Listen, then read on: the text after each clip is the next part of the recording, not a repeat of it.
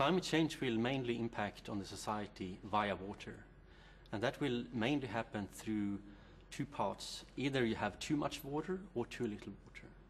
In many cases, the impact on the hydrological cycle through global warming means that we will have higher frequency of intense rainfall events, and we might also have a higher frequency of such events, and that leads to floods, flash floods, debris flows, landslides, etc. Huge problems for the society.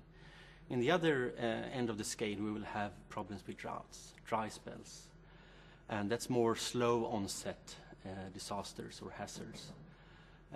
Here also society needs to be better prepared to deal with these changes.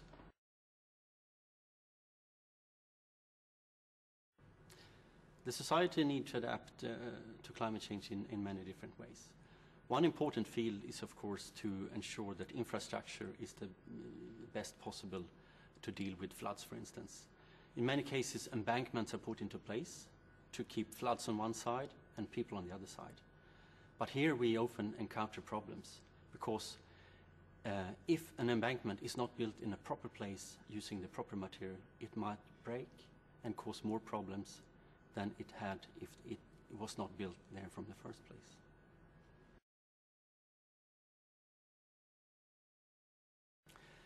For the society, it's very important to put proper infrastructure into place using a whole range of wise decision making. That means that an embankment, for instance, has to be built in the right place using the right material. That is not always the case. And if that doesn't happen, it might lead to failure. Here, it's important to incorporate local knowledge. People living in the area where the infrastructure is being built need to be consulted and involved in the process of putting the structure into place.